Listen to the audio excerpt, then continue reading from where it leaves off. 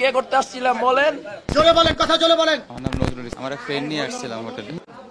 বরিশাল থেকে অফিসের কাজে ঢাকায় আসছিলাম।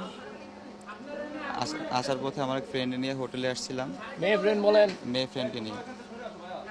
কি করছেন ওটাও বলেন।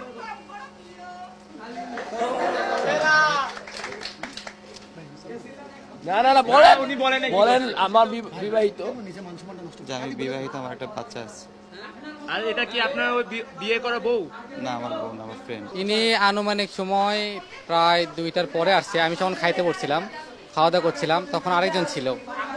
আমি ওনাকে রুম দেইনি, আমি জানিও না ওনার সম্বন্ধে কি, কিন্তু উনি বলছে জব করে, কিন্তু পুলিশের চাকরি করে এটা উনি বলেনি। উনি পরিচয় আত্মগোপন করছে। না, ভোটার আইডি কার্ড আমি দেখছি, কিন্তু ফর্ম করা হয়নি এখনো। কেন উনি আরেকজন ছিল, আমি ছিলাম না। আমি খাইতে গেছিলাম, আমার লাঞ্চের সময় ছিল। আপনার ফর্ম ছাড়া কেন? না না, আমি যে সময়টা ছিলাম সব কটা ফর্মই ওখানে আছে, পুরোটা রুম চেক করতে পারবেন। আমি যখন থাকি সব কটা এনআইডি কার্ড মিলে আমি ফর্ম চেক করে তারপরে আমি রুমে দিই। আমার রুমে কেন?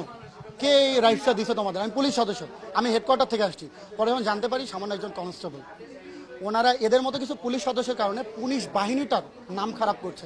আপনারা মিডিয়া পার্সনরা আছেন, ভাইয়েরা আমাদের সবাই স্টুডেন্টদের সহযোগিতা করেন এবং পুলিশ বাহিনীটা যেন ধ্বংস হয়ে না যায় সেই দিক থেকে আপনারা আওয়াজ তুলবেন, আপনারা সত্যটা প্রচার করবেন। আমরা আহ্বান জানাবো ছাত্রদের পক্ষ থেকে, আপনারা সবাই আপনার বাড়ির সামনে, আপনার শহরে, আপনার এলাকায় যে সমস্ত জায়গায় মাদক সেবন এবং হোটেলগুলো আছে, এই হোটেলগুলোকে চেক করেন।